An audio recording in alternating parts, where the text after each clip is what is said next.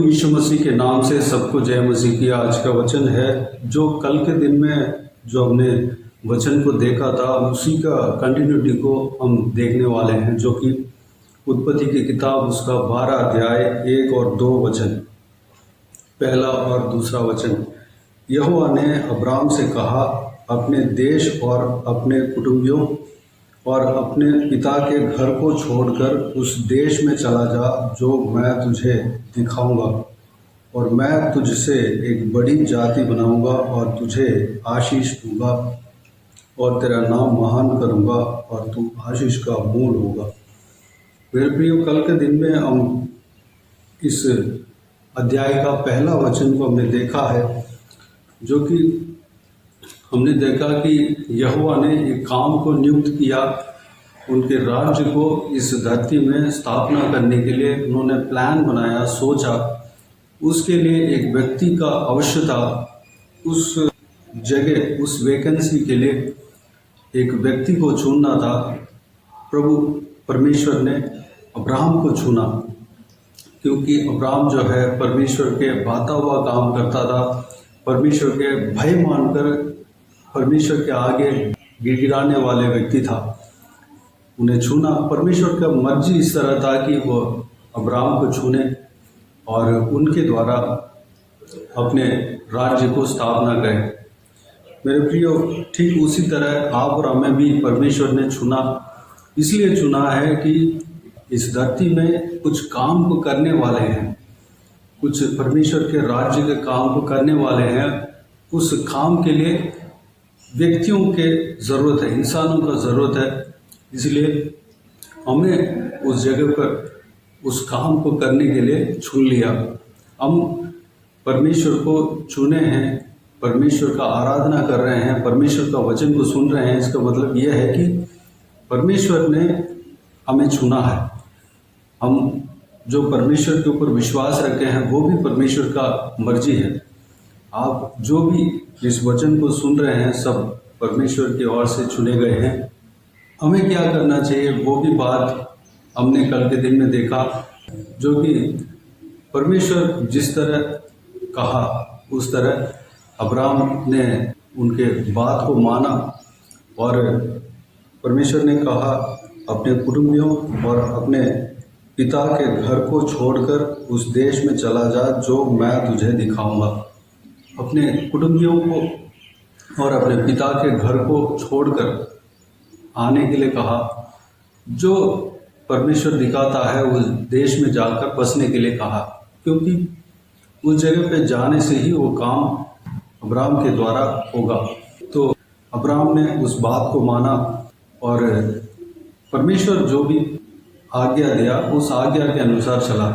हमें भी परमेश्वर के आज्ञा के अनुसार हमें चलना चाहिए। परमेश्वर जो भी हमारे मन में बोझ डालते हैं या उनके वचन के द्वारा बात करते हैं या किसी उनके दासों के द्वारा हमें रिवील करते हैं, बात करते हैं, दर्शन देते हैं, भविष्यवाणी बताते हैं, अगर वो परमेश्वर के वचन के अनुसार है तो उस बात को हमें मानना है, और परमेश्वर जैसे चलाते हैं वैसे हमें चलना है।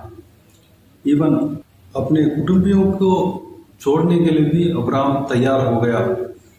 यानी कि कुटुंबियों, मैंने पिता के घर, उनके भाई के जो भी कुटुंबीय है उन सबको छोड़कर, जो बचपना जहाँ पर गुजरा, जो उनका घर है जहाँ पे वह पला पड़ा, उस घर से निकलने के लिए परमेश्वर ने कहा। उस बात को वह मान लिया और अपने पत्नी और जो साथ में भतीजा था, उनके पिता मर गया था इसलिए उसको भी साथ में लेकर आ गया। अपने जो भी धन संपत्ति थे, उनके रहने के लिए व्यवस्था जो भी चाहिए होता है, जो उनके पास था, सब कुछ लेकर आया। और परमेश्वर ने जहाँ भी बसने के लिए बोला, जहाँ जाने के लिए बोला, वहाँ पर चला गया।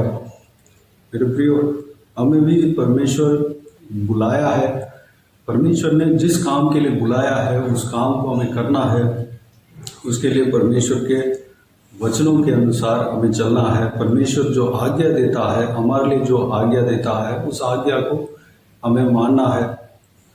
परमेश्वर हमें समझाते हैं, हमें बताते हैं, किसी न किसी तरह हमें उस बात को रिवील कर देते हैं। एक बार समझ में नहीं आता तो दूसरी बार, तीसरी बार भी परमेश्वर हमसे बोलते हैं, बात करते हैं। परमेश्वर जीवित परमेश्वर है, जिंदा परमेश्वर है, हमसे वो बात करता है।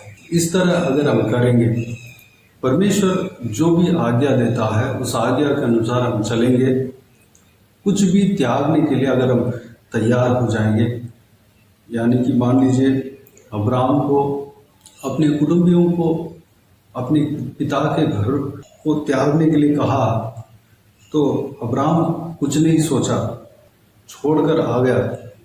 पिता के जो घर है, वहाँ पर जो भी रिश्तेदार हैं, छोड़कर परमेश्वर जहाँ जाने के लिए कहा वहाँ पर चला गया, यानी त्याग दिया। उस तरह हमें, हमारे मन भी तैयार रहना चाहिए। परमेश्वर जो भी कहते हैं उसको करने के लिए हम भी तैयार रहना चाहिए। वैसे तो परमेश्वर का वचन कहता है, परमेश्वर के लिए जो भी हम त्याग देंगे वह बिल्कुल हमसे दूर नहीं होगा, हमसे कट नहीं हो जाएगा, वह 2 गुना 100 गुना हमें वापस मिलेगा। अगर आप परमेश्वर के लिए घर को छोड़ रहे हो तो आपको उस घर से कई गुना ज़्यादा अच्छा आपको मिलेगा। वो घर जो है बहुत बेहतर तरीके से आपको मिलेगा, 100 गुना बढ़ाकर परमेश्वर आपको देगा। अगर आप अपने बच्चे को, यानी कि परमेश्वर के लिए, परमेश्वर के सुसमाचार सुनाने के लिए कुछ दिन के लिए छोड़ रहे हो, तो आपके बच्चे और आपके करीब आएंगे, 100 गुना ज़्यादा आपका रिश्ता मजबूत होगा। आपके पत्नी बच्चे को छोड़कर कहीं परमेश्वर के सुसमाचार प्रचार करने के लिए या परमेश्वर का काम करने के लिए कुछ दिन के लिए जाना पड़ा हो, कुछ ज़रूरी मिनिस्ट्री हो, जो कि मजबूरन के वजह से अपने पत्नी को छोड़कर, यानी कि जाकर सुसमाचार सुना के आना हो, इस तरह आप कुछ भी त्याग कर रहे हो तो आपके रिश्ता जो है पहले से ज़्यादा मजबूत होंगे।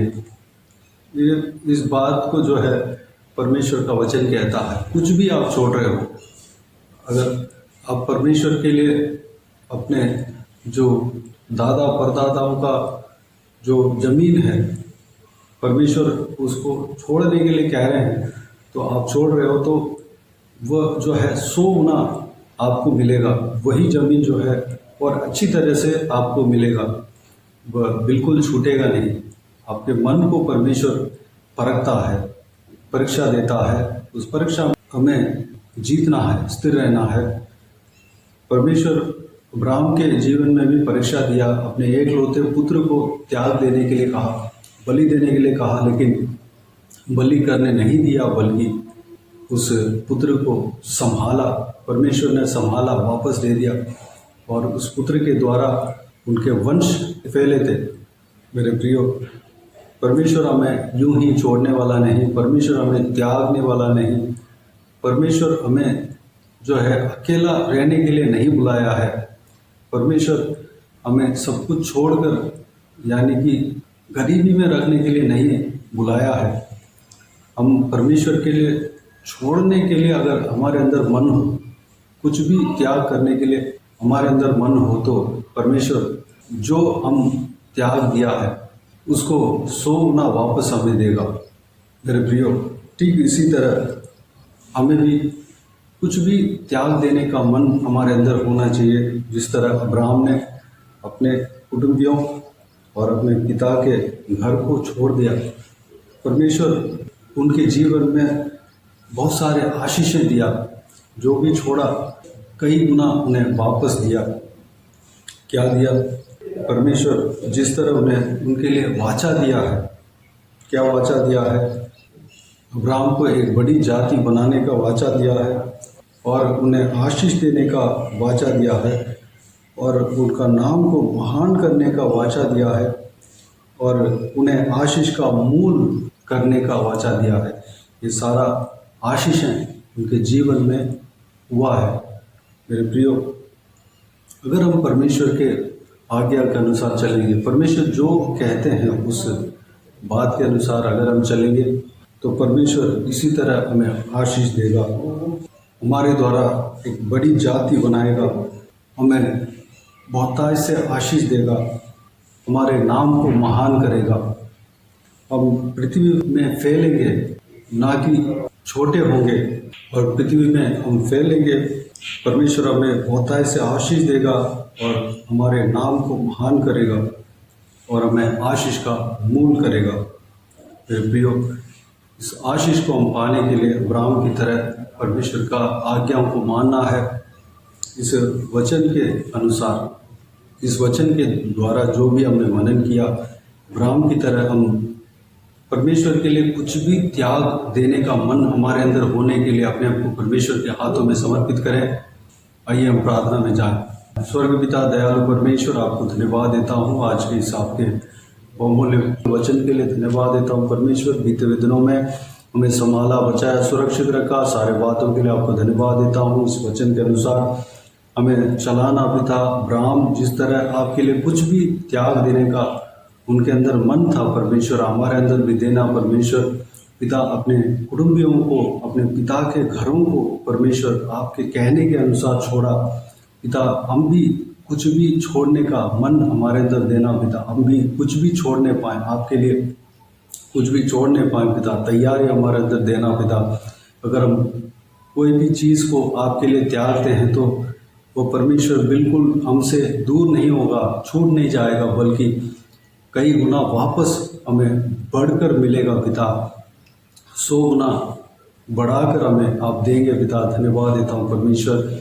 हम आपके लिए कुछ भी त्याग देने का मन हमारे अंदर देना परमेश्वर। धन्यवाद देता हूँ पिता। हमें आशीष देना, हमें चलाना पिता। जो अब्राहम की तरह हम कुछ भी त्याग देने का मन अगर हमारे अंदर हो तो परमेश्वर हमें बहुतायत से आशीष देंगे, हमारा जाति को बढ़ाएंगे और हमारे नाम को महान करेंगे और हमें आशीष का मूल करेंगे परमेश्वर। हमारे द्वारा लोग आशीष पाने पाएंगे परमेश्वर। अनुग्रह देना पिताजी, हमें तैयार करना, इस्तेमाल करना। हमारे लिए जो काम आपने नियुक्त किया है पिता, उस काम को हमारे द्वारा करना पिता।